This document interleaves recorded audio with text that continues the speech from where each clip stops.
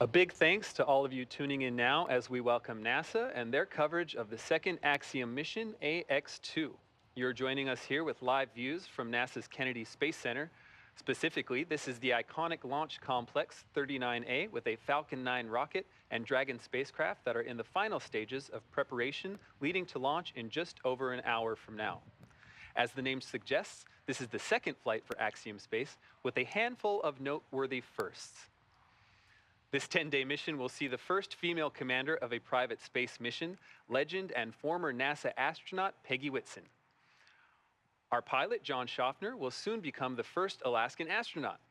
And two national astronauts will be the first from the Kingdom of Saudi Arabia to fly to the International Space Station, Ali Alqarni and Rayyanah Barnawi.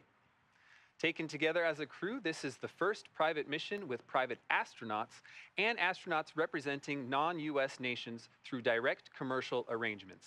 And that's just to name a few. My name is Duke Brady, and I'm a multimedia specialist at Axiom Space, based out of Houston, Texas. And I'm Kate Tice, Quality Systems Engineering Manager here at SpaceX headquarters in Hawthorne, California. And as Duke just mentioned, our coverage has now expanded to NASA television, and we would like to welcome NASA's Leah Cheshire from Johnson Space Center in Houston, Texas. Hey, Leah. Hey, Kate, great to see you and Duke, and I'm excited to join as we get closer to launch, so thank you so much for having me. I am here in Mission Control Houston, where the Orbit 3 team is coming on and taking over from the Orbit 2 shift. These teams are monitoring the station and its crew 24/7. And of course, in here today, we'll be watching the launch with the International Space Station flying 260 miles over the southwest coast of Ireland at the time of liftoff. But we've still got some counting down to do before then, so back to you guys at SpaceX. Thanks, Leah. Now, liftoff time is still holding for 5:37 p.m. Eastern Time, and we're tracking no issues with Falcon 9 or Dragon. The range is green, and the weather is cooperating, as we saw earlier. Really picture-perfect views coming to us from Kennedy Space Center, as you can see there. Now, over the last 3 hours, Axiom astronauts Peggy Whitson, John Shoffner, Ali Alqarni, and Rayyanah Barnawi donned their SpaceX suits in our suit-up room and were then transported to the pad where our crew entered the SpaceX Dragon spacecraft that you see there live on your screen. And since arriving at that spacecraft, our crew were helped by the closeout engineers to get into their seats, attach their suits to special umbilicals that provide breathing air and communication links to Dragon's systems. They conducted successful leak checks and communications checks with the core here in Hawthorne, which is the person dedicated to speaking directly to the crew throughout the mission. The closeout team sealed the hatch, which also got its own leak check, and they have departed the pad. Coming up, weather operators kick off their final check on wind speeds at the pad before the final go, no-go for launch. Now, before we get to that final go, no-go, the SpaceX team will do an internal poll, making sure conditions are steady with Falcon 9, Dragon, the crew, the range, and weather. A lot of things needing to line up there. Absolutely. Now, as the countdown continues, we are now approaching T-minus 1 hour, 3 minutes, and 15 seconds. Let's take a moment to get reacquainted with our crew today. The AX2 mission commander is Axiom Space's Director of Human Spaceflight and retired NASA astronaut Peggy Whitson. During her career with NASA, Peggy flew 3 long-duration missions to the ISS and has more cumulative time in space, 665 days, than any U.S. astronaut and more than any woman in the world. She has conducted 10 spacewalks with over 60 hours to her credit. Dragon SpaceX, cycling orbit tank isolation valves to equalize low flow pressure. Dragon copy. And that was the voice of Peggy Whitson, who also performed hundreds of research experiments on board the ISS. The pilot for AX2 is private astronaut John Shoffner. A STEAM advocate, business pioneer, and lifelong space enthusiast, he's been a pilot since the age of 17 and participates in extreme sports from hang gliding to base jumping to high-performance racing. Sounds like a busy guy. John trained as the AX-1 backup pilot, and during this mission plans to invest a lot of his time in STEAM education activities aimed at empowering educators. And representing the Saudi Space Commission and serving as mission specialist, Ali Alqarni is an Air Force captain in the Royal Saudi Air Force. Ali graduated with a Bachelor of Aerospace Science degree in 2013 from King Faisal Air Academy in Riyadh, Saudi Arabia. Having flown as a fighter pilot for 12 years, Ali was selected as an astronaut in 2020.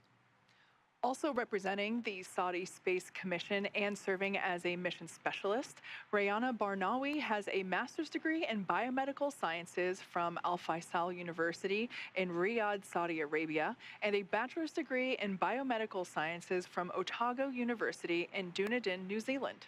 She has been a research lab technician since 2013 in the Stem Cell and Tissue Reengineering program at King Faisal Specialist Hospital and Research Center. You've seen the vehicle, you've met the crew. Let's send you over now to NASA's Johnson Space Center, where Leah Cheshire is following the launch preparations from Mission Control in Houston. Leah? Thanks, Duke. You're right. I'm here in the International Space Station Flight Control Room at Johnson, where teams staff this room around the clock to monitor the crew and the systems aboard the orbiting laboratory. Today, they're ensuring that the station is ready to receive Dragon and the AX-2 crew. Since NASA opened up the space station for commercial activity in 2019, the agency has continued to work with private industry to prepare for the future of low Earth orbit. NASA's long-term goal is to no longer be the provider of a low Earth orbit destination, but to be a customer, one of many, purchasing commercially owned and operated services. To ensure the path of tomorrow, we have to work together today. Enabling private astronaut missions on board the space station helps us to refine and mature the processes needed for the future, with NASA astronauts working side by side with private and national astronauts in a new age of science and discovery. And we take this next step together as we continue counting down to the AX-2 crew launch to the International Space Station. As you can see, it's an incredibly busy time in low Earth orbit and beyond. And with that, let's connect with NASA Public Affairs Officer Megan Cruz at Kennedy Space Center. You know, Leo, we love our launch days here at Kennedy Space Center, and we love it when we can witness them with NASA Administrator Bill Nelson. Administrator, great to have you here. It's always a pleasure. So as Leah said, it's been a busy, exciting 3 years here at Kennedy. Since 2020, we've launched 7 crewed missions to the ISS, but we've also paved the way for private missions like Axiom 1 last year and today AX2. So I want to ask you, how are NASA and the general public benefiting from these private missions? Well, we go in a public-private partnership, and we go with a fixed-price contract. And because it's a public-private partnership, the private partner is putting skin in the game, or in other words, investing, so that at the end of the day, the cost to the federal government is less. And that's the way we're going back to the moon and then on to Mars. And we do it also differently, is we're going on an international mission. And so, as we have announced, the first crew to go back to the moon in a half century, it has a Canadian astronaut that's part of the crew. And I think also what's great is that we're opening up low Earth orbit to new partners, as you were saying. So, you know, we hope to, or we will continue to use the space station through 2030, and then after that, the agency will transition to, as you know, commercially owned stations. So, how is that transition going? What's the latest on that? Well, the goal is we want to bring space business off of the Earth up into low Earth orbit. And to do that, we, NASA, want to concentrate our efforts going on further into the cosmos. And so we want to bring in our public-private partnership to encourage them to do low Earth orbit. And therefore, when we're through with the space station in 2030, and it will be pretty old by that time, it's time to move on to commercial space stations. We can still, what we, NASA, need to do in low Earth orbit by utilizing the commercial stations. And we've given seed money to 4 companies to build commercial space stations in low Earth orbit. And one of those is Axiom Space. And Axiom is going to start their venture, by the way, not only of getting accustomed to taking private astronauts into space as this mission is, It also is helping us with our international partnerships because we have 2 Saudis on this trip. But it also will have its first component of its space station, and it's going to dock to the International Space Station. So a lot of exciting things, as we keep saying, in the years ahead. So I do want to talk to you about, you've been alluding to the Artemis program, the fact that working with these commercial companies to continue access to low Earth orbit, it allows us to think farther. So yeah, talk to us about some of the international partnerships that, that are helping the Artemis program.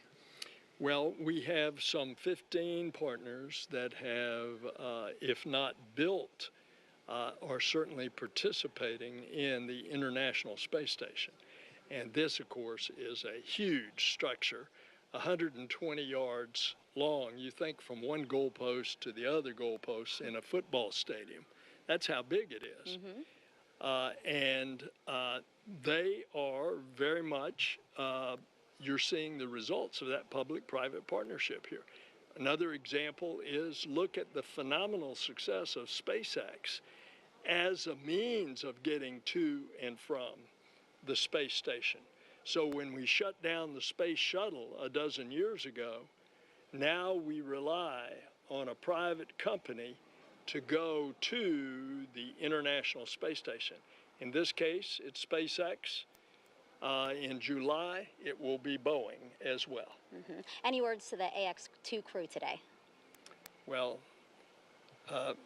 first of all, I wish I were with you. And secondly, Godspeed to all of you.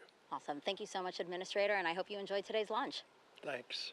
And so, again, we were talking a little bit about the Artemis program. Did you know that NASA and Axiom Space are also working together to design the suits our astronauts will wear when they land on the moon in the next few years? Here's a sneak peek at what those suits will look like.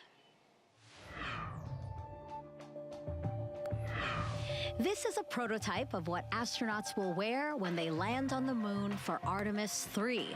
While this prototype is black with blue and orange detailing, the real moonwalking suits will be white to reflect heat and keep astronauts safe from extreme temperatures. NASA selected Axiom Space to design, develop, and certify the suits.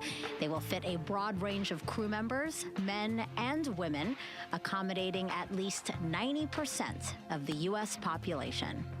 It's one small step for man, one giant leap for mankind. The moon suits worn by Apollo 11 astronauts in 1969 had a bulky life support system. The new Axiom Extravehicular Mobility Units, or AX-EMUs, will have range of motion and flexibility needed to explore the lunar South Pole. They will give astronauts the capability to access, live, and work on the moon. Future versions could even have avionics. Astronauts will start training with the spacesuits later this year. That's a look at your Artemis Moon Minute. While the International Space Station has been a valuable asset for space research and exploration, the rise of commercial spaceflight is opening new doors. Those benefiting from the new opportunities range from small commercial entities all the way to national space agencies. This expansion of participation in space is enabling a more diverse and inclusive space industry with a much wider range of perspectives, ideas, and expertise. Additionally, the competitive nature of commercial activities means the cost of participating is falling, and there are more participants to share those costs and the risks. Expanding access to space also promotes innovation and scientific and technological progress, benefiting humanity as a whole. For a long time, the conversation has been about someday having private space flights, and someday we'll have private astronauts. And while there's a lot of room to grow from that someday is now. Low Earth orbit is more accessible than ever before as space research and technology enter a new era. Companies like Axiom Space are expanding this access, and young space agencies like the Saudi Space Commission now have a path to achieve their goals in low Earth orbit. At Kennedy Space Center is Axiom Space's Director of Digital Strategy, Sonia Gavankar-McKay, and with her is a member of the Saudi Space Commission to talk about their goals for this mission. Sonia? Thanks so much, Duke. As you mentioned, I'm joined by Ahmed Al-Ghafali of the Saudi Space Commission, but also Axiom Space's Chief Revenue Officer, Tejpal Bhatia. And I'm going to jump right in here because we're so close to launch time. This is the Kingdom of Saudi Arabia's second flight into space. The first was in 1985 on the STS-51G. What does this mission mean for the nation and the Kingdom of Saudi Arabia? I believe that the kingdom has gone a long way since 1985. So many satellites have been launched ever since. So many payloads have been developed ever since. A lot of research were conducted related to space. Payloads conducts a lot of components that we've done that could be used for space and other sectors. So that's a long way since that time. And here we are today, just an hour away from this historical mission that will carry 2 Saudi astronauts for the first time to the International Space Station. However, I do believe that it's not only Saudi that has gone a long way.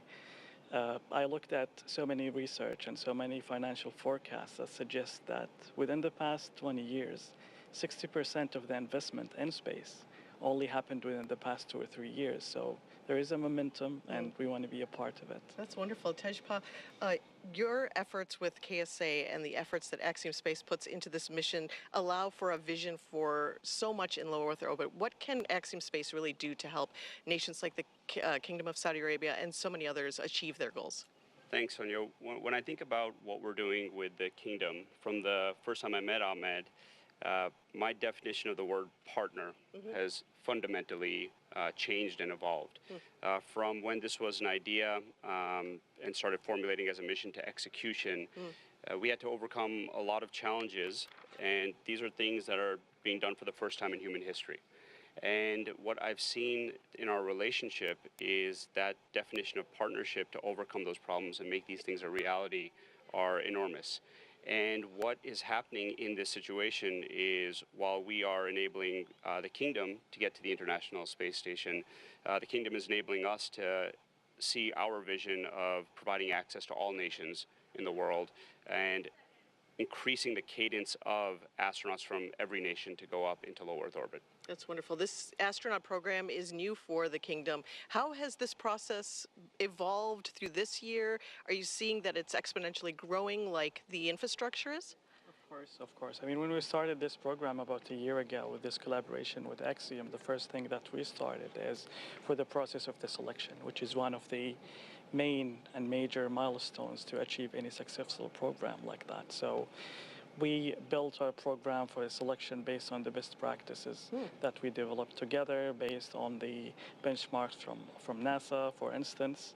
However, that's only a part of it. Then comes to, if you want to build a program, you want to make sure that all the enablers are in place, especially when it comes to the infrastructure, and also for the right people with the right competencies to be able to run such a complex program.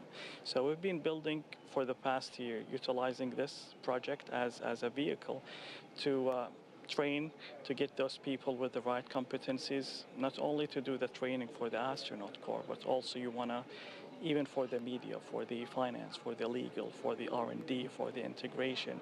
All of it is a part of this secret recipe to get a successful program.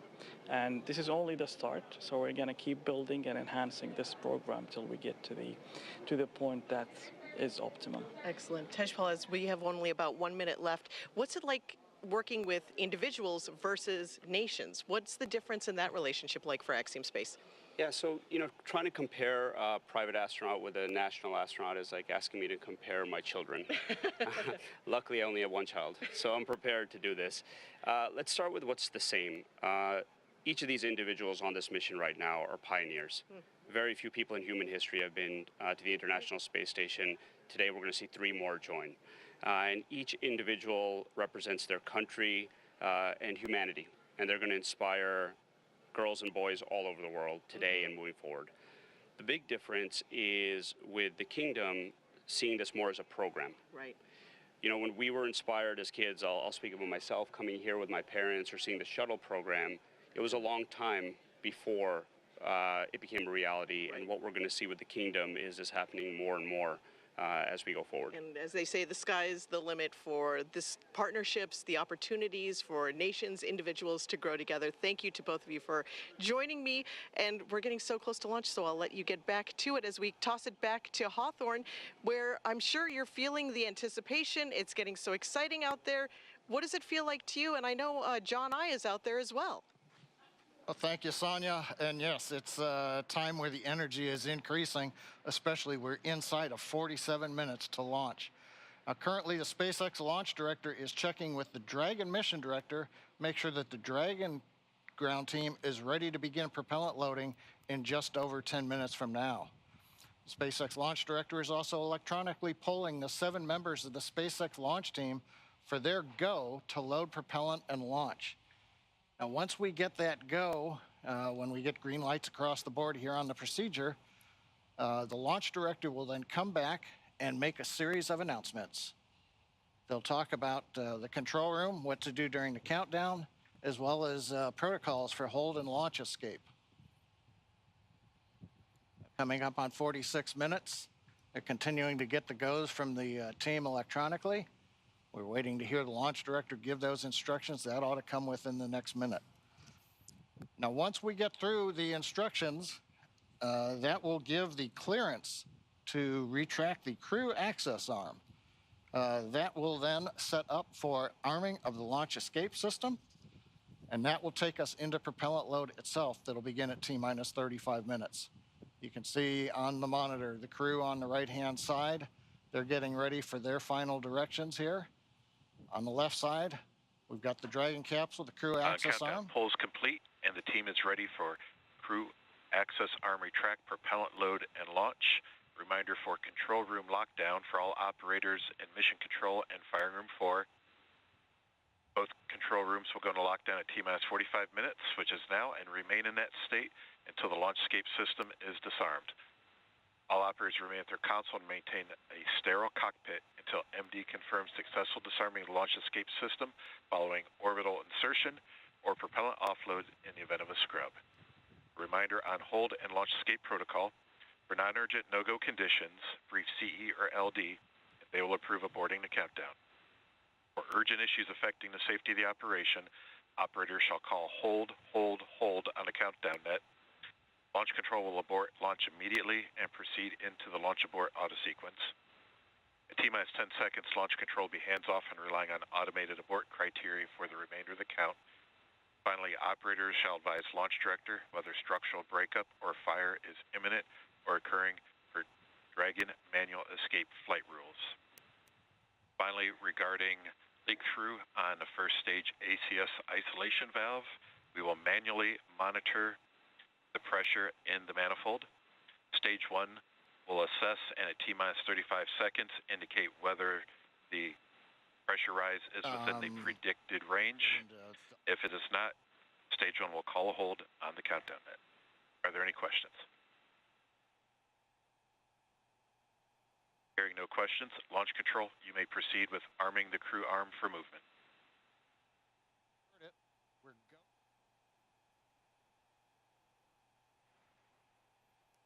We're go to proceed with propellant Crew access load. arm retraction has And started. the crew access arm, Kate, it's going to begin retracting. We're getting into that next dynamic phase where a lot of events start happening over the next 10 minutes.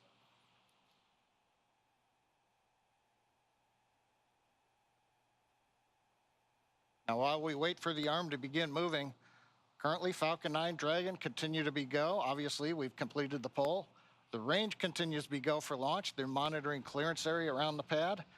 And there goes the arm beginning to move, the view from on top of the fixed service structure. And the weather continues to be acceptable for launch as we get ever closer.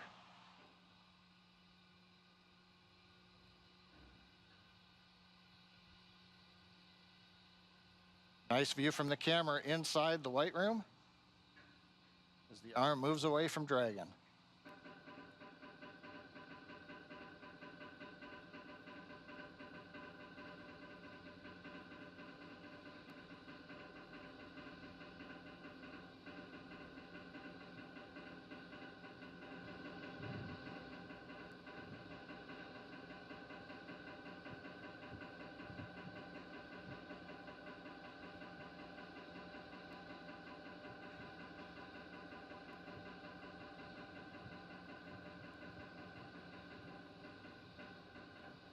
The clock continues to tick down. We're now at T-minus 42 minutes mark on the dot. Crew axis arm retraction is complete. As you just heard there, that crew axis arm is now completely stowed. It is now in the launch position, of course necessary in order to clear the way for Falcon 9 to lift off. Now, next up, we'll hear the call out that the launch escape system is going to be armed, and from there, we'll hear that Falcon 9 propellant load will also begin. Dragon, SpaceX, you are go for Section 6. Close visors and arm launch escape system. Copy. Go for Section 6. We saw our AX2 crew members exit the brand new suit-up room located in the Falcon support building just about 3 hours ago. They also got their tablets. And SpaceX Dragon. Visors are closed, and we're arming the launch escape system now.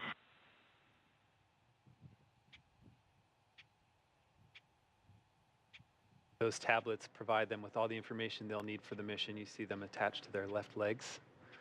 Shortly after that point, the crew took one last ride in the Teslas to launch pad 39A, ascended the fixed service structure, signed the white wall, and ingressed into Dragon. After getting buckled in, the spacecraft hatch was closed, and the closeout technicians cleared the pad, leaving just the crew members inside the Dragon vehicle. All right, so as we heard the call out, we are arming the launch escape system, which is a system that basically gives the crew options, a pathway to safety through all phases to orbit. You know, we take every system is verified armed.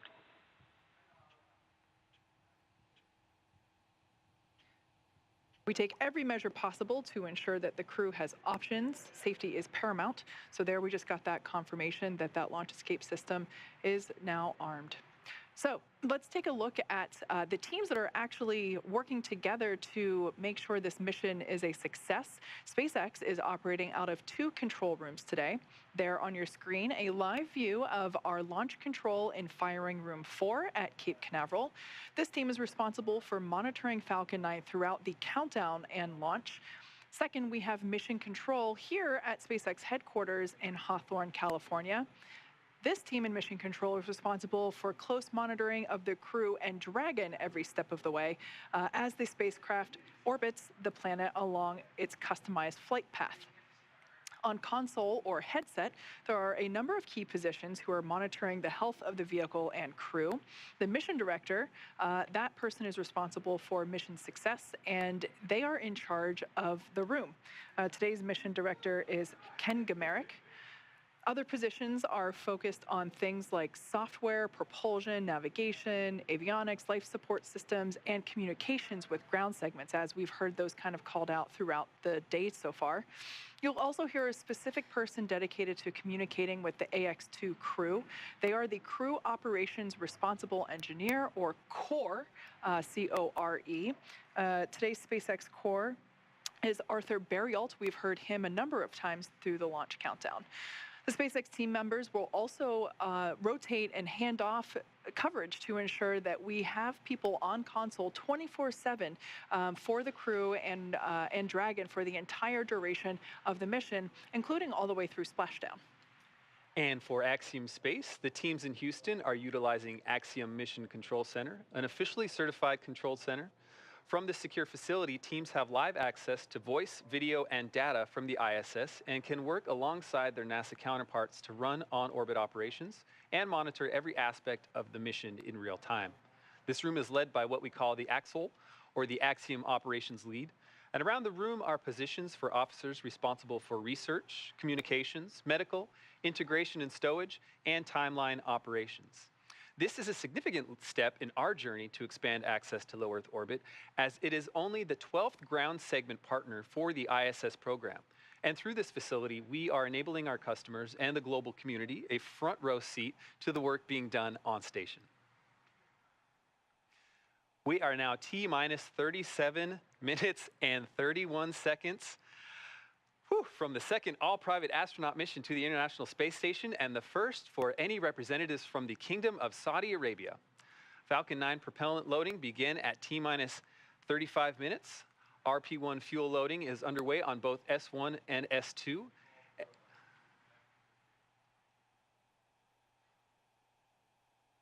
And LOX loading is underway on Falcon 9 tanks will be venting for propellant load. Expect loud venting.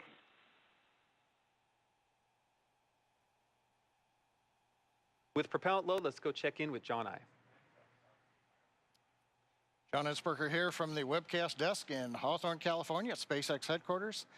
Inside 37 minutes, counting down, we have completed the go-no-go poll for propellant load and for launch. We've just heard a call out. They are now venting down the tanks. That's one of the steps in propellant load. The next major activity will occur at T-minus 35 minutes when propellant loading will physically begin onto the vehicle.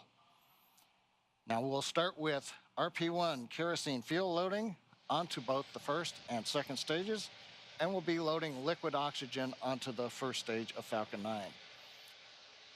Now in order to fly, just like Falcon 9, Dragon needs its fuel and oxidizer. The Dragon capsule you can see here on the screen, it uses a monomethyl hydrazine called MMH. That's the fuel that's on board the Dragon. And nitrogen tetroxide, or NTO, is the oxidizer. Together, these propellants feed the Draco engines that maneuver Dragon on orbit, as well as the 8 Super Draco engines that would power the launch escape system in the case of an abort scenario. Now again, coming up in about 40 seconds, we will begin fueling on the Falcon 9. That means right now that those 8 Super Draco engines inside Crew Dragon are ready, if needed, to launch the capsule away from the Falcon 9 rocket in an instant, should there be any kind of an emergency associated with the rocket or the pad. But currently, 35 minutes, 18 seconds and counting, everything continues to look good on Falcon 9 and Dragon. Thank you, John. On the AX-1 flight and during our launch broadcast for that mission, there was a special emphasis on the TRISH research effort, or the Translational Research Institute for Space Health. As the name suggests, load has started. Okay, it sounds like a propellant load has started. As for TRISH, as the name suggests, this is a broad effort aimed at ensuring we understand and are preparing for human health beyond our home planet. This is an effort that NASA astronauts and private astronauts can both participate in. Naturally, life just a few hundred miles above Earth poses some unique challenges that we're still unlocking the secrets to even after 60+ years of humans in space. Here is a bit more on the progress made during AX-1 and what's ahead for our participation in this critical research effort. Thank you for joining us, Dr. Fogarty and Dr. Urqueta from TRISH, the Translational Research Institute for Space Health. Let's start with an easy question. What exactly is TRISH? Yes, TRISH. TRISH is a consortium between Baylor College of Medicine, MIT, and Caltech. We are funded by NASA to relentlessly and innovatively solve the risks for human space exploration and use a variety of tools to get there, including commercial spaceflight. What are the goals of the research being conducted for AX2 through TRISH? That is a great question. The research that we're conducting on AX2 has been highly prioritized to solve the most important risks for human spaceflight as we are planning to go back to the moon and going to other planets. So all of these projects have been custom made and designed to be easy to collect, to take the least crew time, and to take the least mass, power, and volume. And an example is this kit that I have here. We provide one of these to each of the crew members, and it includes most of the hardware that they need to collect physiologic data, sensory motor, that is your balance, how it changes in space, some surveys, and also how the physiology changes in space. So all of these have been, again, customized for commercial spaceflight. Talk to me about the framework for this research. How is this set up to enable new data for new flyers? Yes, so the EXPAND program at TRISH has 2 main elements to its framework to accomplish the goals that were just set out by Dr. Urqueta. So we have essential measures, which have been harmonized with NASA's standard measures to make sure that we're collecting the same type of data on every crew member. So we can compare across people, across different missions to really maximize the value. And then we have exploratory studies as the second part of the framework. And this is where the known unknowns, the questions we have about spaceflight or the risks, have hypotheses generated, and we get to test them. How does the research apply to those of us on Earth? I mean, some of us are maybe never going to be leaving this planet. Why do we care about this kind of work? Dr. Fogarty, Dr. Urqueta?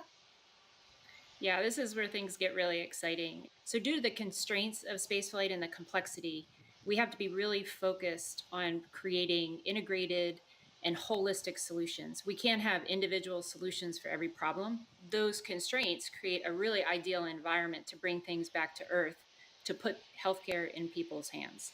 We believe that these are going to increase healthcare equity, the access to healthcare and the quality of healthcare, which then results in improved health outcomes. How does this mission, AX2, add to the range of data? That is a great question. In the last 61 plus years of human spaceflight, roughly only 650 people have flown into space. And if we look at the diversity of these, mostly are male, white males. And what we're seeing with commercial spaceflight is a more diverse population. We're seeing people from all ages, younger and older, as compared to your government astronauts. We're also seeing people from multiple demographics, backgrounds, training, education, and also people with medical conditions. So as we keep growing this database of civilians flying into space, we will have all of the tools that we need to make most humans being able to fly into space, stay for there longer, and enjoy the experience. Thanks so much for joining us. I look forward to watching the launch with you and seeing the astronauts return and looking at their data. Thank you. Thank you. We are now just under 30 minutes from the launch of AX2 mission. It has taken an enormous effort from an incredibly dedicated and hardworking team to get to this moment. Knowing that not everyone can be here to witness it, and even fewer get to share a message with the crew, we asked teams to record some words for this moment. As the countdown to launch continues, here are a few messages from those across the Axiom family. Peggy, you are an inspiration to so many people around the world. To me, it's been so impactful to see a woman like yourself make such great strides in exploration and achieve so many different types of firsts. My family and I will be watching you launch and cheering you on all the way to the ISS. Hi Peggy, Kelly and Delta here. We just wanted to let you know that we're cheering you on. We're so excited to watch you launch. You're an inspiration to women and girls around the world, and you've been a personal inspiration to me in my own journey to space. We're so excited to watch you launch, and we'll be cheering you on here on Earth. Go Peggy, go AX2! To Peggy, our notorious space ninja, John, aka Loki, to Ali, who is also known as Slayer, and then to Rayyanah, our very own ray of sunshine. Wishing you an amazing launch today, as well as a smooth journey to the ISS. Ad Astra AX2 crew. Thank you, Peggy, John, Ali, and Rayyanah, for inspiring the next generation of astronauts. From our crew experience team to our AX2 crew, we are so proud of everything you've accomplished, and we're excited for your successful journey home. Send us a postcard. Just wanted to say that we're super excited for all the groundbreaking researches you guys are going to do. We're rooting for you, and good luck. The marketing team has been proud to support AX2 mission. Godspeed, AX2. This is the Portable Life Support System team. We are very excited about the AX2 mission coming up and wish you all the best. We're very excited for you guys. Y'all are such an inspiration, and we're rooting for you all the way through. We wish you a safe and successful mission. We want to congratulate the AX2 crew. Thank you so much for all of the inspiration, and we wish you the best on your journey. AX2 crew, we're proud of you and good luck! Hey AX2, all of us in avionics wish you safe travels and lots of fun. Godspeed. This is the Environmental Controls and Life Support Systems team at Axiom Space. We're super excited about the AX2 mission and want to wish the best to the crew. AX2 crew, we are so proud of you here at Axiom Space. This is the systems engineering team on the station program. Godspeed and Ad Astra on this groundbreaking mission. From human resources to you, go AX2! We're sending all of our support to you guys from here in Axiom headquarters, and we just wanted to say congratulations on the AX2 mission. Hey, this is Ryan Lee from the Pressure Garment team, wishing you on the AX2 flight all the best. Godspeed, guys. Go team! Go team, go team, go team, go!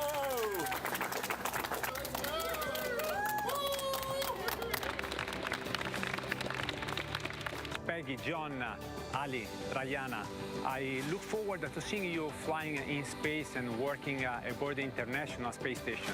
I also wish you to enjoy your staying aboard for this another Making History mission. We are all proud of you, and we wait for you on the ground, and Godspeed.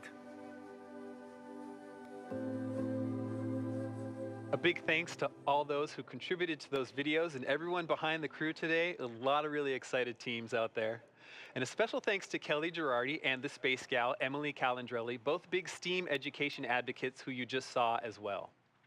They dedicate their influence to increasing literacy and interest in science, especially for young girls, which is awesome. Yeah. You know, Emily and Kelly are both moms to young girls, so it's safe to say that they have front row seats to knowing what is cool and inspiring. Now, speaking of front row seats, it's been feeling like we have one of our very own looking at pad 39A with these camera views that we've been getting all morning and afternoon. Now, let's take a moment to get acquainted with the vehicles that you see there on your screen. The Falcon 9 rocket with a Dragon spacecraft on top together stand at about 215 feet, which is almost 30 feet taller than the Leaning Tower of Pisa in Italy. Falcon 9 is a reusable two-stage rocket, which means it's kind of like two rockets in one, the first stage and the second stage. The first stage is the bottom two-thirds of the vehicle. Today's booster is flying for the first time. You can think of it as the large bottom white portion and the middle black portion. So that's what we mean when we say the booster. The first stage is responsible for accelerating Falcon and Dragon through the Earth's atmosphere and into space. In order to do that, it has 9 Merlin engines at the bottom of the stage. Prior to liftoff, the Falcon 9 first stage is... Stage 2 cryohelium load has started. Actually, and currently underway, is being loaded up with nearly 1 million pounds of fuel and liquid oxygen. The Merlin engines on the first stage are optimized for sea level. They achieve 190,000 pounds of thrust during ascent and descent. The first stage accelerates the vehicle through the Earth's atmosphere into space and then separates from the rest of the rocket about 2.5 minutes into flight. From there, the first stage will head over to LZ-1. It will do what no other rocket, or excuse me, what no other orbital class rocket in the world can do. It'll go right there, make its way back to Earth. Today marks the first time we are landing Falcon 9 on land for a crew mission. Previous crew missions landed on a drone ship stationed in the Atlantic Ocean. So pretty exciting first for us today. Landing back on land has a lot of benefits. For example, it eliminates the need for our recovery team to be stationed out at sea for days, and it improves our turnaround time to get Falcon 9 ready to fly again. Now, above the first stage is the second stage. The second stage has a single Merlin vacuum, or MVAC engine, and that ignites after the first stage separates. The second stage is essentially a smaller version of the first stage, whereas the first stage is designed to power the vehicle out of the Earth's atmosphere and through the forces of gravity. The second stage is specifically designed to operate in the vacuum of space. The second stage powers the Dragon spacecraft to its targeted drop-off orbit. The Dragon spacecraft itself is capable of carrying up to 7 passengers to and from Earth orbit and beyond. But as we've been seeing with those views inside the capsule, today we're carrying 4 people. We have the 4 members of the Axiom 2 crew. It's the first private spacecraft to take humans to the space station and the only spacecraft currently flying that is capable of returning significant amounts of cargo to Earth. Like the Falcon 9 rocket, the Dragon spacecraft is also reusable. This will be the second flight for this particular Dragon spacecraft. This is Dragon Freedom that the AX-2 are flying in today. It previously supported NASA's Crew 4 mission in April 2022. Now, we are awaiting our T0 coming up in just over 23 minutes from now. The ground operations teams are doing a series of system checks to make sure both Dragon and Falcon 9 are ready for launch. Let's take a look at what the ascent portion of the mission will look like. Now, once we hit T0, we're going to watch Falcon 9 and Dragon lift off from historic pad 39A and make their ascent. Now, about 43 seconds into flight, Falcon 9's engines will throttle down to help pass through the period of maximum dynamic pressure on the rocket, what we typically refer to as max Q. It's worth noting, once we hit max Q, we'll be going supersonic, faster than the speed of sound. Dynamic pressure, we can throttle up our Merlin engines once again. From there, at about 2.5 minutes into flight, we have a series of 3 events that happen in rapid succession. First is MECO, or main engine cutoff. This is where all 9 Merlin engines will shut off in preparation for stage separation. where, as the name suggests, that's where the first stage detaches from the second stage, with the first stage making its way back to Earth for landing as the second stage continues on its journey with the third event. That event is SES-1, the second stage engine start number 1. That's where the Merlin vacuum engine lights up and propels the second stage, along with our AX-2 crew and Dragon, into orbit. As Stage 2 heads towards its targeted drop-off orbit, Stage 1 will execute 3 burns in order to make its way back to Earth. The first is the boost back burn, where 3 of the Merlin 1D engines will reignite and then shut down. This helps to head the booster back to Cape Canaveral. The second burn, or the entry burn, helps to slow the stage down in preparation for entry back through the Earth's atmosphere.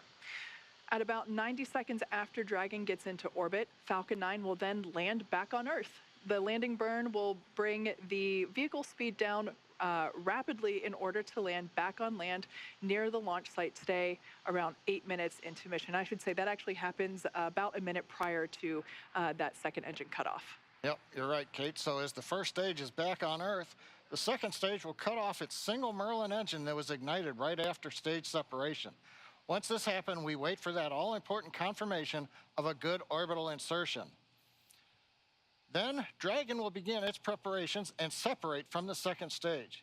About 3 minutes after the second stage gets into orbit, we ought to get that great view from the forward camera showing Dragon with its 4-person crew drifting away from the second stage. And once Dragon is a short distance away, it will begin checking out those Draco maneuvering thrusters to make sure that Dragon continues to increase the separation distance from the second stage.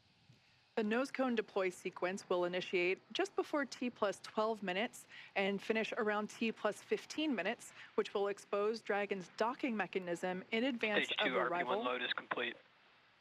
All right, that call out there telling us that RP1 loading is now complete on Stage 1. Now, in advance, or excuse me, I think we heard actually Stage 2 there. Now, that docking mechanism exposure will be in advance of arrival to the International Space Station. Now, with that, let's head over to Leah at Johnson Space Center in Houston for another update on how things are going there with station preparation. Hey, Leah. Hey, Kate. The space station team here in Houston is focused on the critical systems on the station, and everything continues to function as expected ahead of launch. So the teams have verified the command path from the ground up through our constellation of communication satellites to the station. Everything is nominal. We love that word, and the station will be ready to receive Dragon tomorrow should they launch tonight. Mission Control Houston is go for launch. Once the crew arrives at station, the Expedition 69 crew will be there to welcome the AX-2 crew on board. Right now, living in the station, we have 7 people. That includes NASA astronauts Frank Rubio, Woody Hoburg, and Steve Bowen, United Arab Emirates astronaut Sultan Al-Nayati, and Roscosmos cosmonauts Andrei Fedyayev, Sergei Prokopyev, and Dmitry Petelin. Flight Director Greg Whitney is on console now, leading flight controllers on the Orbit 3 team in Houston for launch, and Flight Director Marcos Flores will lead teams for docking tomorrow. A reminder that launch today will take about 16 hours to get to the station, with docking to the Node 2 Zenith, or space-facing port, scheduled just before 9:30 a.m. Eastern Time tomorrow. Once Dragon is fully docked to the station, the teams here in Houston will assist the Axiom Space and Space Station astronauts with leak checks as they work to open hatches on both Dragon and inside the station's pressurized mating adapter. We expect hatch open to take place about 2 hours after docking. That's it for us here in Mission Control Houston, and I will send it back over to the team in Hawthorne. Duke? Thanks, Leah. And all of that is set to begin in just over 18 minutes from right now. And I got to say, the energy around here is certainly rising. As Leah just mentioned, once the crew launches, they will spend the next 16 hours in Dragon, catching up to the International Space Station. That time on orbit and in Dragon will feature a variety of tasks, including some planned photography, but about half of that time is scheduled for sleep, which the crew will absolutely need because once they reach the ISS, they have quite the schedule ahead of them. They will spend 8 days on station conducting a variety of science investigations and technology demonstrations, including radiation protection research, studies on how to create rain and how to enhance our understanding of dangerous thunderstorms, as well as DNA research with nanomaterials and reprogramming skin cells to help create regenerative medicines. Wow. When they are not hands-on with research, they will be participating in numerous outreach events connecting with groups around the world. John, for instance, will use the station's ham radio to share a message with students. Beyond all that, Commander Peggy Whitson has assured us that each of them will carve out some time to simply pause and look down at the planet below as it speeds by at a cool 17,500 miles per hour.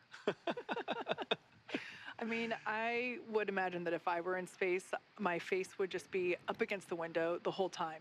On station, just in the cupola the whole time. Yes, exactly. Now, as we've said before, we have an instantaneous launch window. That means that we have 1 second. We're targeting 5:37 p.m. Eastern Time, 2:37 p.m. Pacific Time. So just 16.5 minutes from Stage now. 2 LOX load has begun. That call, they're telling us that the liquid oxygen on stage 2 is now beginning, the liquid oxygen on is beginning to be loaded onto stage 2. That will wrap up around T minus 2 minutes. Now, I was talking about the instantaneous launch window because we are essentially chasing the space station. We're trying to catch up to it. It means that in order for everything to be precisely lined up in terms of how much propellant we're taking on board, and obviously we don't want to take too much because everything about space is weight. How much weight are you taking? And so we want to optimize our path to the International Space Station. And yeah, so we basically have that instantaneous moment to take off. All right, and that moment is coming soon. And as we approach the final moments of our countdown to launch, Axiom Space CEO Mike Suffredini wanted to take a moment to reflect on this, the second Axiom Space mission. This mission today is very meaningful for Axiom Space. It's a watershed moment because it's our opportunity to really start bringing the rest of the world to the International Space Station. We're honored that the Kingdom of Saudi Arabia is flying with us here today. The 2 crew members flying are fantastic. They've done a great job in training. Of course, John Shoffner's been with us for a while. He's a backup on AX-1. We're excited for him to fly. Of course, the commander's Peggy Whitson, and while she's the first woman commander for a commercial mission, that's a big deal to us. I really don't think it's a huge deal to Peggy. She's flown so many times. This is, you know, like riding a bike. But we're very excited for this crew, and we're looking forward to their mission. So, you know, we don't do this by ourselves. Axiom is a wonderful company with fantastic employees. They've done quite a bit of work to get to this point. The commander is one of our very own as well. But our thanks go out to the entire team that support us. Axiom done a fantastic job in preparing for the mission and the medical and all the work that's gone into getting the crews ready to go fly. SpaceX, with its fantastic, reliable Dragon spacecraft and Falcon launch vehicle, have prepped the crew and the vehicle, and it's out on the launch pad ready to go. And of course, NASA, we can't do any of this without NASA, who has worked with us along the way, allowed us to have this opportunity, and will work with us on orbit. And of course, the investors. The reason why we get to do what we're doing as a company and build this space station and do these missions is because the investors that are with us along the way. So it's the entire team that has supported us and worked with us throughout this last several months as we prepared for this mission, and we're thankful to them all. All right, guys, you're going to have a great time on orbit. We're looking forward to seeing you there on orbit. From all of us here at Axiom, we wish you good luck and Godspeed. Just under 13.5 minutes, and everything continues to look good for launch of Falcon 9 and Dragon. Now, currently, Peggy, Falcon 9 began we are still tracking no issues on Dragon for today's launch. We have continued weather evaluations, and for your awareness, we are monitoring an anvil cloud that is moving towards LC-39A. It's currently 5 miles away, and it just needs to remain outside of 3 miles for launch to continue. The weather officer is going to continue monitoring this cloud and will continue to provide updates to the launch teams. How copy? Dragon copies, no issues on the vehicle, watching the cloud. Thinking very dry spot. Good readback, and just a reminder that for the Falcon 9 valve, the Falcon team is going to be performing that manual evaluation of the manifold pressure until T-minus 35 seconds. And if we do not pass those checks, the Falcon team will call a hold. If the evaluation passes, there will be no call made, and we will continue with the countdown. So again, at T-minus 35 seconds following the manual evaluation, if we do not pass those checks, the Falcon team will call a hold. But if there is no call, we have passed the checks, and we will continue with countdown. Dragon copies. Manual evaluation. We'll call a hold if it's not passing the checks. Expect no call if it looks good. Good read back. I like that comment. Thinking dry thoughts. Now we're talking about propellant loading. RP1 fuel is completely loaded on the second stage. Fuel loading is continuing on the first stage. We're just about full. It'll finish up at the T-minus 6 minute mark. Densified liquid oxygen loading is continuing on the first stage and the second stage. Both stages well underway. First stage is nearing a completion, but it won't wrap up until T-minus 3 minutes. The second stage just began a few minutes ago. That'll wrap up at T-minus 2 minutes. As we get closer to launch, we will do various checkouts. One is the thrust vector controllers. These are what move the engine nozzles around on the first and second stage engine. And when we move those nozzles, we call it TVC wiggles. Those will be done inside 10 minutes. We'll also be doing checkouts of throttle valves on the engine. Now the range currently is go. Air and sea space are clear. The weather, you heard the briefing from the Corps up to the crew. We're watching one anvil cloud. It's within 5 miles, but it's got to just stay more than 3 miles away, and we will be go to fly. And meanwhile, the Dragon team also had reported they're working no issues. Everything is complete through the countdown. The comm checkouts are finished. The access arm is retracted. The launch escape system is armed. The crew is strapped in and ready to go. We're coming up on final instructions of the crew. We'll hear that at T-minus 10 minutes. They'll configure their displays for launch. They'll get the last messages, and then we'll go into the terminal countdown sequence. Let's listen into the countdown net. Dragon, SpaceX, confirm crew displays are configured for launch. And SpaceX, Dragon, we can confirm crew displays are configured for launch. SpaceX copies.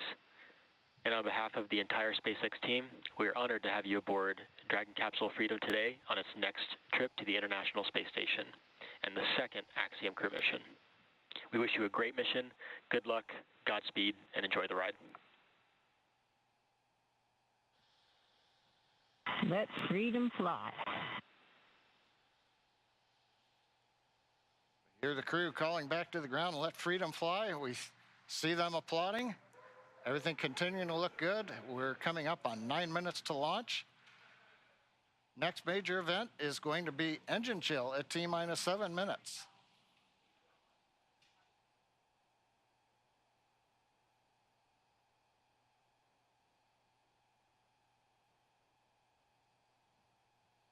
As John just said, at T-minus 7 minutes, we will begin to flow a little bit of the super chilled liquid oxygen through the turbo pumps, which that is basically chilling the hardware, performing an engine chill prior to the full flow.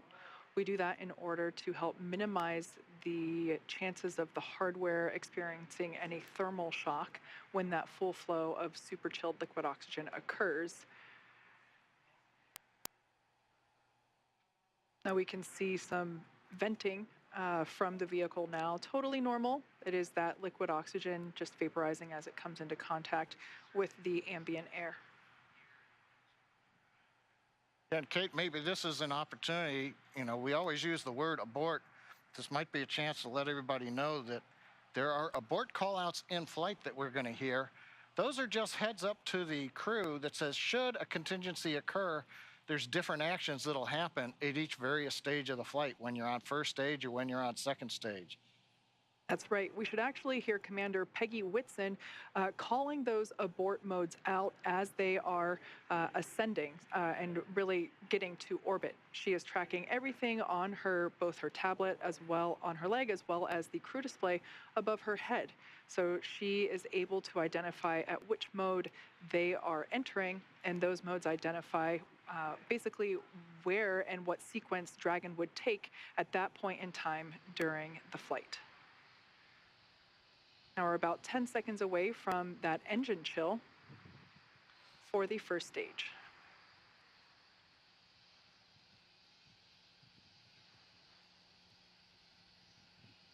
Engine chill has started. All right, right on time. We've opened the valves that are letting liquid oxygen and kerosene fuel down to the Merlin 1D engines on the first stage. Our next major activity coming up at T-minus 6 minutes approximately, we'll hear the announcement that fuel loading is complete on the first stage. And one other comment, while we were hearing the briefing to the crew at the T-minus 10 minute mark, we also heard reference to a call out that may or may not be made at T-minus 35 seconds. Many of the checkouts of the Falcon 9 are done by computer in the last minute. There is one today that requires an engineer to look at some data. If, for example, that system had an issue, that would be called out at T-minus 35 seconds. Right now, everything continues to look good, though, on Falcon 9.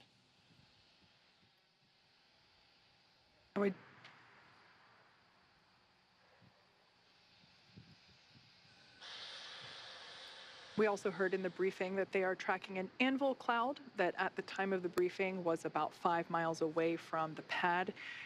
They are tracking it. It just needs to stay outside of 3 miles, so everything still continues to look okay on that front. The next call out that we'll hear in about 30 seconds is that Dragon has transitioned to the terminal count configuration. That's basically an indication that the Dragon spacecraft has taken over the spacecraft's countdown and will at that point be on internal power.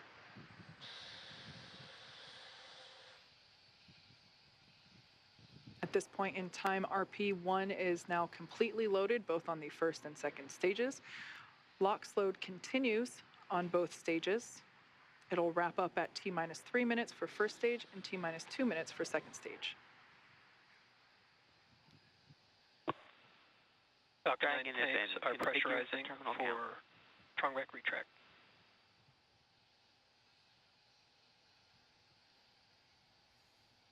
Pressurization call out. We are putting pressurized gas helium onto the stage in preparation for opening up the clamp arm that's around the top of the second stage.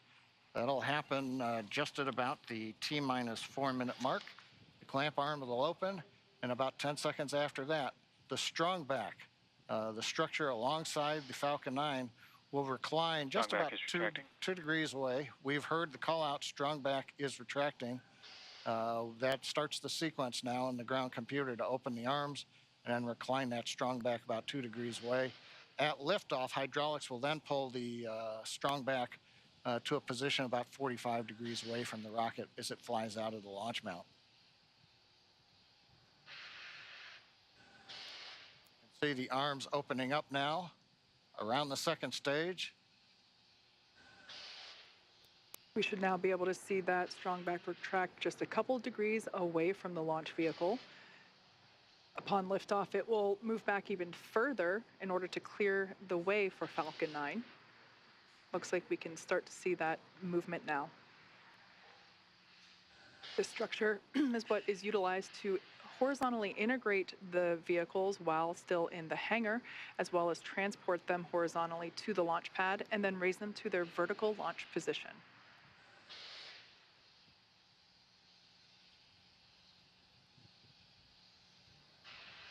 And we've got the strong back is now, you see a little bounce there as it stops. Stage 1 LOX load is complete.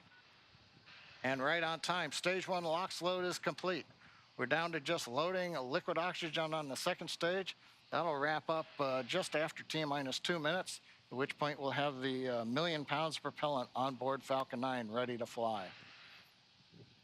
We can see the vehicle continuing to vent some of that gaseous or the liquid oxygen that has now vaporized. Dragon is in terminal count and is on internal power.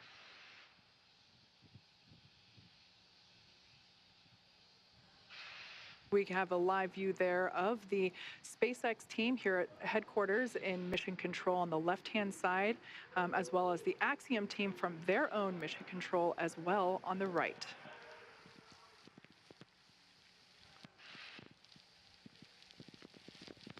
Dragon SpaceX for weather. Looks like the system has cleared, and we're looking like we're go for launch for weather. All right, we've heard a good news information to the crew. Dragon copies. We're letting them know that it appears the weather is going to avoid the area. That is great news indeed.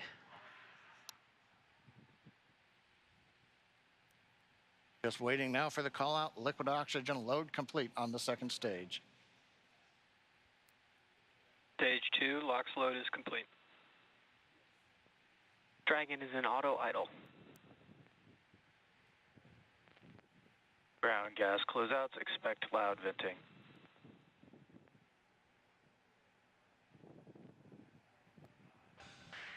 At venting, we're now bleeding off excess pressure in the strongback. That's what's giving that large white plume as cold gas meets the warm Florida air and condenses the moisture. We're coming up on 1 minute where the flight computers will take over the sequence. Let's listen in to the launch of Falcon 9 with Dragon and the Axiom 2 crew.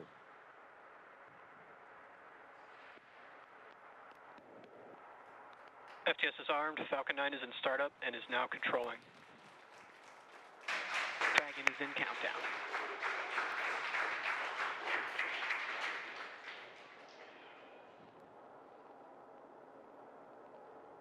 Dragon, SpaceX, go for launch.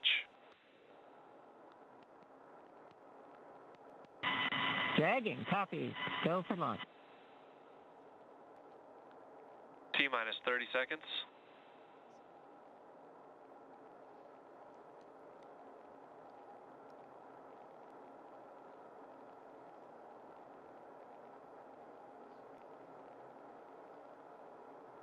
T-minus 15.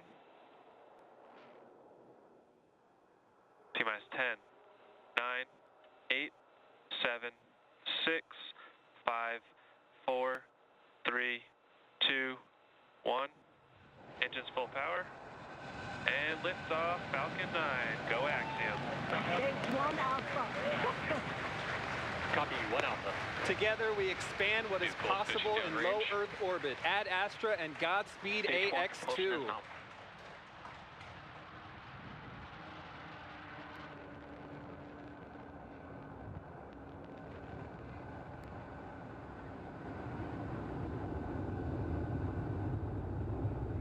Plus 30 seconds into this historic. T plus 36 seconds into flight. A great view of Falcon 9 heading to space. Power telemetry is nominal. Stage 1 throttle down. Power telemetry nominal. We're into the throttle bucket. The first stage is throttle down power on the Merlin engines in preparation for max Q.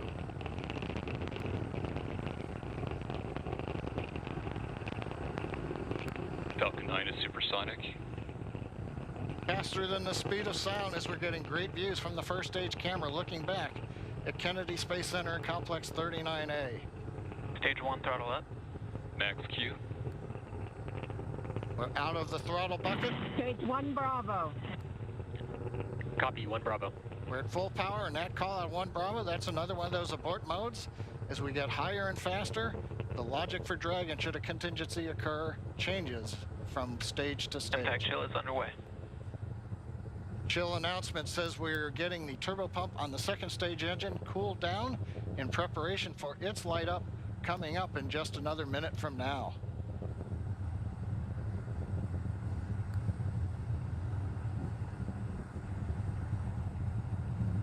Again, great views looking back, and you can see the contrail as we left 39A and the shadow of the contrail against the cloud deck around Florida. Now we're coming up 3 big sequences and a view live of the crew inside Dragon. They're getting ready. We're going to get 3 events here. Main engine cutoff, stage separation, and then we're going to light the second stage engine. We've heard the throttle down in preparation for stage separation.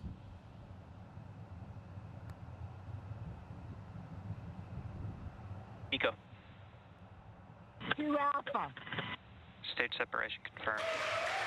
Copy, 2 Alpha. And back ignition. Stage 1, boost back startup.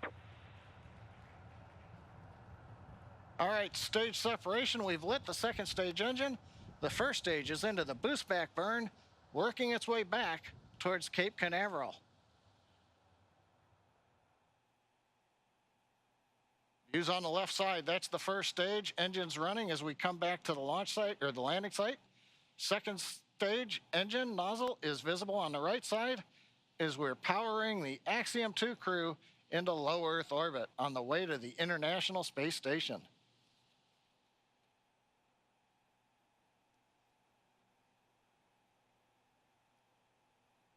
Waiting for call out that the boost back burn is complete. Stage 1, boost back shutdown.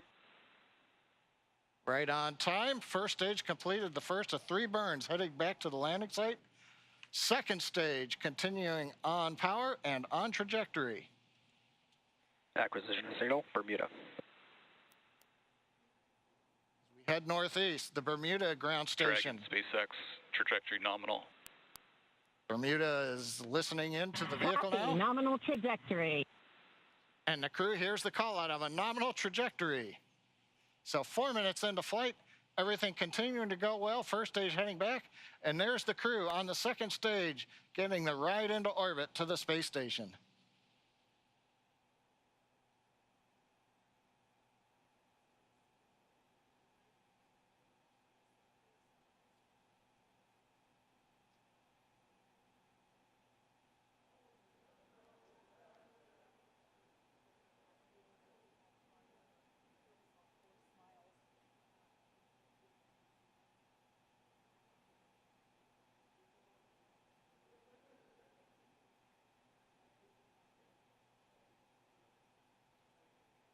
Coming up, we're waiting for the next trajectory call out from the guidance officer. Dragon, SpaceX, trajectory nominal. Love to hear those words. A nominal trajectory for Dragon. Copy. Nominal trajectory. And maybe even a little bit of excitement in the crew's voice. Commander Peggy Whitson calling back down, hearing that call out from GNC of a nominal trajectory. Left side of the screen, you can see the first stage. It's now beginning to orient itself so that the engines are pointed down towards the land as we will be descending towards landing zone 1 in Cape Canaveral. The 4 titanium grid fins have all deployed. They'll help guide signal, boss. They'll guide the first stage through once we get into the atmosphere following the entry burn, which will be coming up here in another couple of minutes.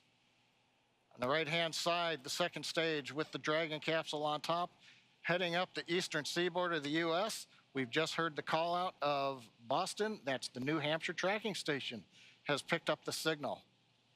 Dragon, SpaceX, trajectory nominal. GNC continuing to make those call outs that we want to hear. Everything Trajectory continuing nominal. to look good. And the crew echoing them right back down. Good comms with the crew. We've been able to bring some live video shots from inside the capsule as they're headed to space. And there's another view of the crew. Stage 1, entry burn, startup. And there we heard that the startup burn for that stage 1 booster, you can see it there on the left-hand side of your screen, has now begun. Stage 1, entry burn, shutdown. And conclusion of that entry burn, that burn helps to slow the vehicle down as it re-enters the Earth's atmosphere. The first stage sees high drag, which scrubs roughly 70% of the velocity by the time that landed. SpaceX, trajectory nominal. Love to hear that call out. Everything nominal trajectory. Beautiful view of planet Earth coming to us from the second stage views on the right-hand side. Left-hand side, our first view of the Space Coast once again. This booster is attempting a landing at LZ1. Stage 1, transonic. That booster is now traveling near the speed of sound.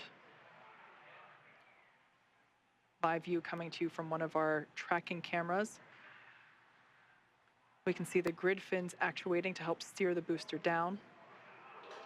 Stage 1 landing burn. Stage 2 FTS has saved. Standing by to... Stage 1 landing leg deploy.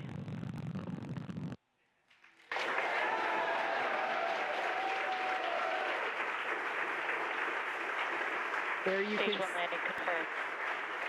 You can see that first stage has landed back at LZ1.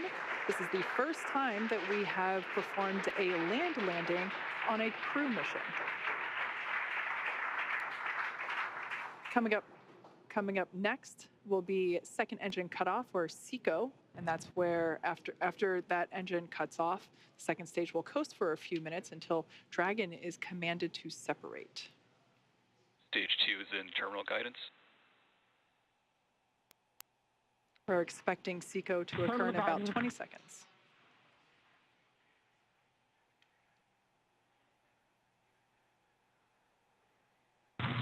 Shannon. Copy, Shannon.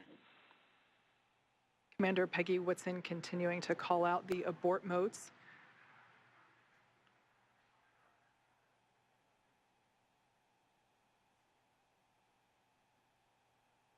SECO. All right, on-time shutdown of that second engine. Also confirming that the launch escape system is now disarmed. Dragon SpaceX, nominal orbit insertion. All right, and there's that call out. We can confirm good orbital insertion. Copy, nominal insertion. Dragon SpaceX, launch escape system disarmed. We can see the crew playing with their harnesses. Copy. Now that they are in zero-G, which I think we just got a view of our zero-G Stuffy.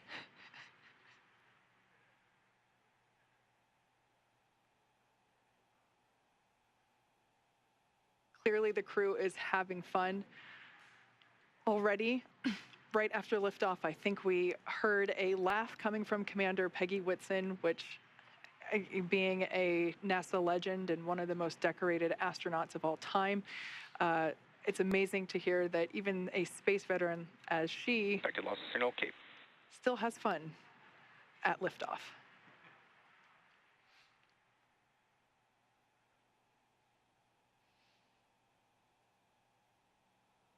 The next event that we have coming up at just around T+12 minutes is Dragon separation.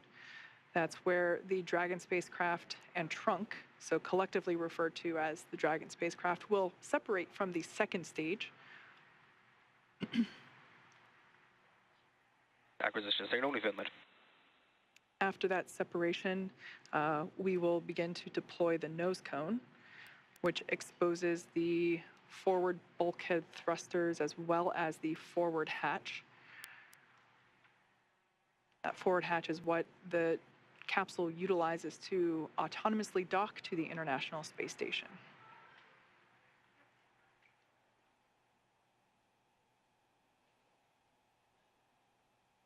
Going from left to right, everyone's having fun, clearly. We have mission specialist Rayyanah Barnawi.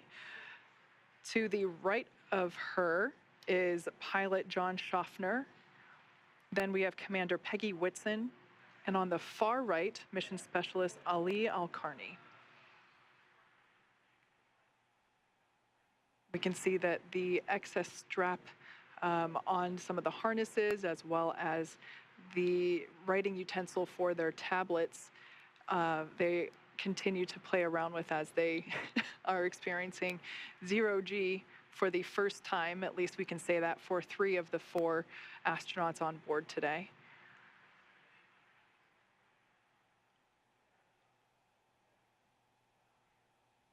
Now we are standing by for Dragon separation, which is expected to occur in the next few seconds.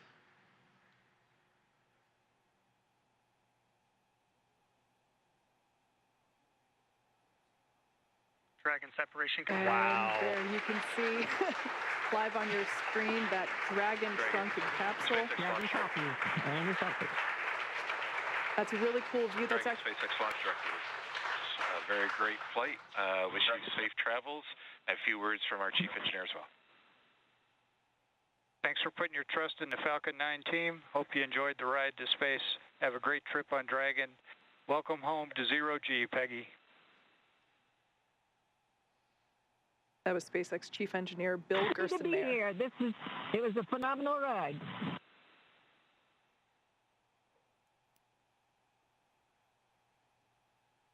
Make sure you share the joy of Zero G with your crew.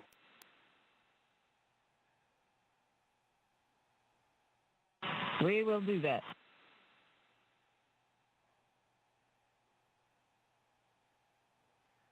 Already you can see Dragon's Draco thrusters activating.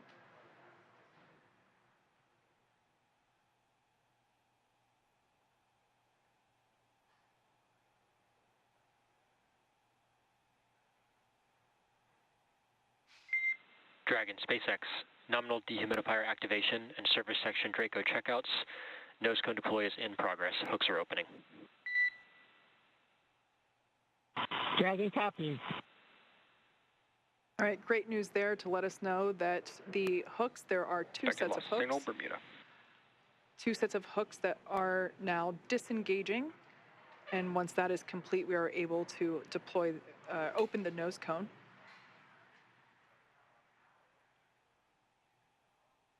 We should see that nose cone deploy in about a minute.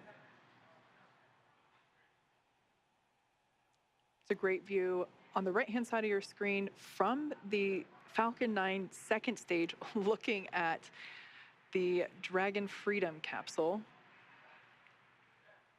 And of course, the crew on the left-hand side playfully acclimating to their new zero-G environment. You can see the zero-G indicator in the background. And I love this view. This view is over the shoulders of Commander Peggy Whitson, who here is on the left-hand side, or the left seat, and pilot John Shoffner is on the right seat here, looking at what they're looking at. These are the crew display panels that they utilize in flight to track which thrusters are firing, what phase of the mission that they are in, as you can see, where they are around the globe.